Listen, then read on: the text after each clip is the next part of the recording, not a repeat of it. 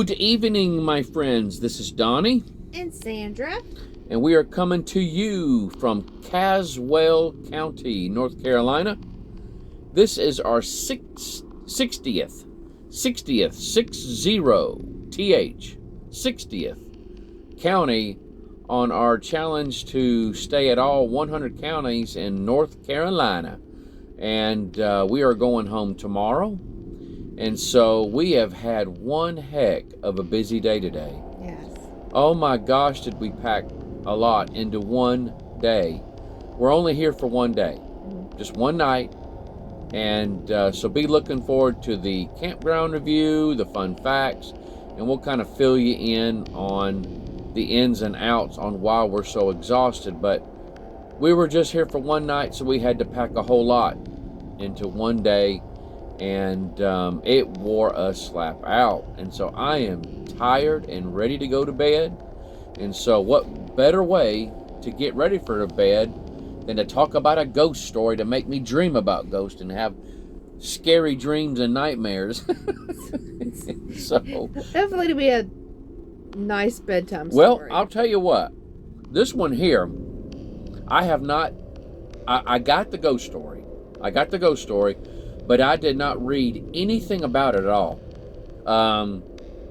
I know what it generally has to do with, but I did not read any of the stories at all. So you're going to learn something, and I'm going to learn something. Well, I'm very curious because we did see a lot of historical things today. So I'll tell you what we did. Milton, where we're at in Milton, North Carolina, in Caswell, it is a very small little town that has so much history in it and historical buildings in it. I could see a ghost story coming out of that. Yeah, but the ghost story did not come out of Milton. What? No, it did come out of Caswell, though. Caswell County. And so, but... I'm sure there's some ghost stories in Milton. Yeah. I'm sure of it.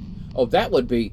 They have the perfect little setting for a little ghost tour. Yes. I think that would really be neat because you can walk everywhere. Uh-huh. They got the cemetery and everything is right in this little town. Yeah. But you guys, and we did walk through the cemetery while we were out here. And so again, be looking for, I'll probably end up calling it walk through at Milton or something like that. Take a hike. We actually walked to Milton from our campground because we didn't have a car. So it was a 2-mile hike one way. And then we had to walk back, which was another 2 miles. And that's not including the walking that we did in the little town. And so we probably did about 5 miles, I want to say, total. But at any rate, this story here, this ghost story, comes from the Southern Spirit Guide.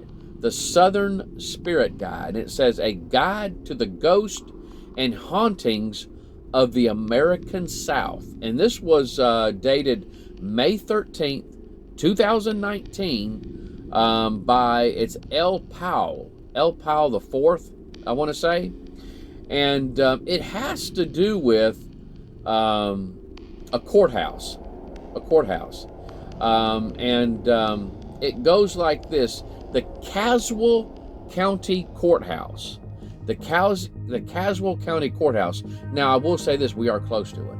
We're close to it.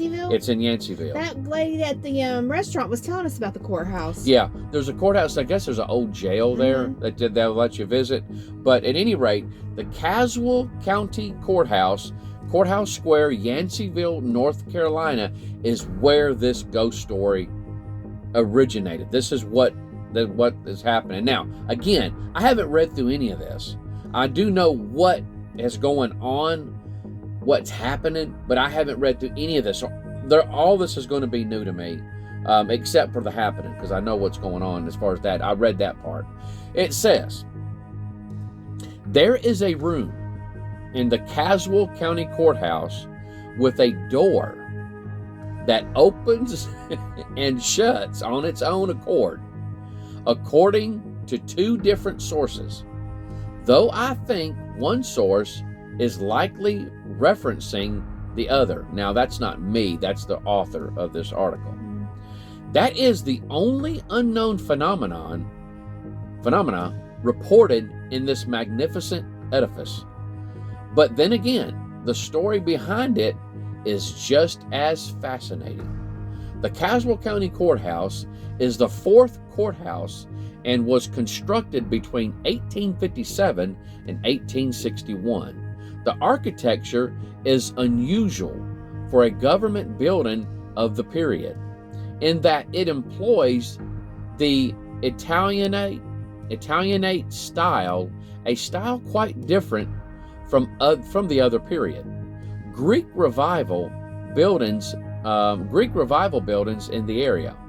I guess that's what it's different from the other buildings of the period, which are the Greek revival buildings that are in the area. The courtroom, located on the second floor, is noted in one description as one of the most beautiful in the state, with carved benches and partitions and an ornate plaster ceiling. Within this marvelous structure, a heinous act occurred, an act indicative of the area's rough transition following the Civil War. Reconstruction was a difficult process for much of the South. Nearly everything was in upheaval. The economy, cities and plantations lay in ruins. The social order, and African Americans suddenly thrust into a new social standing. Add opportunists into this mix, especially Yankees with a carpetbag in hand and a glint in their eye, and you have an explosive combination. It is against this turbulent backdrop that 34-year-old John Walter Stevens made his arrival in Caswell County. He is described as a difficult fellow, but of course, that all depends on who you talk to. Stevens was born in North Carolina and had worked as a tobacco trader, as well as being active in the Methodist Church. Apparently, shortly before his move to Yanceyville, he had been involved in a scuffle with a neighbor whose chickens had wandered onto his property. Stevens killed the chickens, and the neighbor had him sent to jail. After getting out, Stevens confronted the neighbor with a gun, and in the fight that broke out, 2 bystanders were wounded. This incident provided Stevens with the nickname Chicken. It was something that he would never live down. While continuing to work as a tobacco trader, Stevens also worked as an agent for the Freedmen's Bureau and was a member of the Republican-affiliated Union League, which helped to control the African American vote in the South. Needless to say, these things were politically unpopular with the white citizens of Caswell County. Through the efforts of the Union League and the African American citizens of the county, Stevens was elected to the North Carolina State Senate in 1868. Slanderous gossip was spread through town, and Stevens received death threats, but he staunchly remained in his position. Per the affidavit of John G. Lee, it's L-E-A, so I'm not sure if I'm pronouncing that right, Stevens was tried in absentia by the Ku Klux Klan jury, found guilty, and sentenced to death. This death sentence was carried out on May 21st, 1870, in a storage room on the ground floor of the courthouse. Stevens, who was attending a session to nominate county officers and members of the legislature, was lured downstairs and taken into the storage room where a group of KKK members awaited.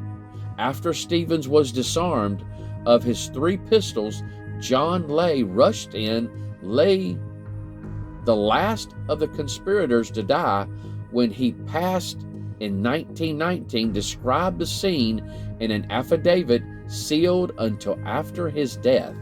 He arose and approached me, and we went and sat down where the wood had been taken away, in an opening in the wood on the wood pile, and he asked me not to let them kill him.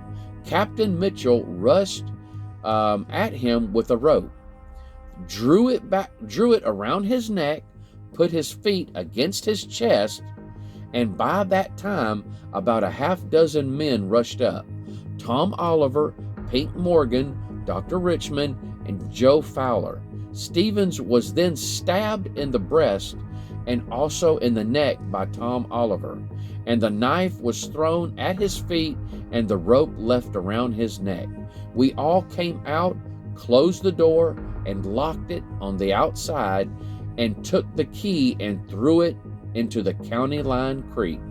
The turbulence already boiling in the area rose to a fever pitch after Stevens' murder. The Ku Klux Klan stepped up its terror of African Americans and their white allies throughout the region. In the town of Graham in Alamance County to the south, an African American town commissioner was lynched in a tree on the courthouse lawn. Republican Governor William W. Holden, upset over the uproar in the area and the political threat to his seat from the mostly white Democrats, declared Caswell County to be in a state of rebellion and sent some 300 troops under the leadership of George W. Kirk to march on Yanceyville. Under the governor's orders, some 100 local men were rounded up and jailed. With the suspension of habeas corpus, these men were held for some time and quite possibly mistreated during their incarceration. The event, which ended later in 1870, became known as the Kirk-Holden War, despite the distinct lack of fighting. With the August 1870 election, the Democrats swept the legislature. The governor was tried on charges of corruption for his participation in the Kirk-Holden War and removed from office. The New York Times reported in 1873 on a bill in the state legislature to give amnesty to the murderers. It describes a Republican representative giving an explicit account of the murder on his House floor. The bill passed, but I have not discovered if it was ever signed into law. Things quieted down in Yanceyville, but there is still discussion of this turbulent bit of local history, and still the door to the storage room on the courthouse's ground floor opens and closes by itself. Is John Walter Stevens still seeking justice? And that is that's one of the articles on this. And so, as with many of these ghost stories, there usually is a historical background in it with some truth. Whether you believe in ghosts or not, there is a historical truth to these that sometimes get a little fanciful. Mm-hmm. They usually get a little fanciful, and we've been through lots of them since we've been doing this. Like again, this is the 60th county. Even though not all counties have a ghost story, we've been through lots of ghost stories and urban legends where there is a factual base to the root of it. Mm-hmm. And that's what it sounds like. It sounds like they're trying to justify the door opening and shutting them. They have this story of what happened, and they're trying to correlate that. And so it was make it supernatural. Yeah, exactly. And so this door will evidently opens and shuts on its own, and so they're thinking, hey, something was done here. It reminds them of what was done to this gentleman. And so, but other than that, my friends, we hope you, and I don't want to say enjoy the story, enjoy this morbid story, but at the same time, we hope that you've learned something. We learned something. And so that's the whole thing with what we're trying to do also, is that there is an educational bend to what we're doing, educational side to what we're doing. And so you were to learn something. That's one thing I've noticed about the generations that keep moving forward. We're forgetting our history, whether it's bad or good. We need to learn from the mistakes of the past so we don't repeat them in the future. Yes. And so, but at any rate, guys, we love you. We hope you have a great day, and y'all take care. Bye-bye. Bye-bye.